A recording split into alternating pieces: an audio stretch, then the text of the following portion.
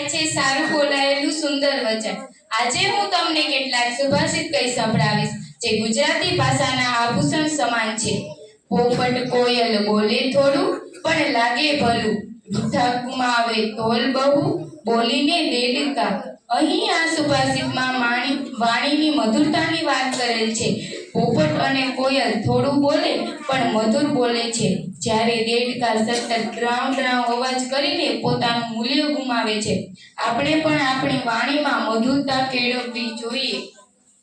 જલાવી જાતને ધૂપ સુવાસિત બધું કરે, ઘસી જાતને સંતો અન્યને સુખ્યા કરે। અર્થાત ધૂપસળી એટલે કે અગરબત્તી પોતાની જાતને સળગાવીને સુગંધિત વાતાવરણનું નિર્માણ કરે છે। એ જ રીતે સંતો પણ અન્ય લોકોના સુખ માટે પોતે દુઃખ સહન કરે છે। કડવા હોય લીમડા શીતળ એની છાપ, બાંધા હોય અબોલડા તોય પોતાની બાત।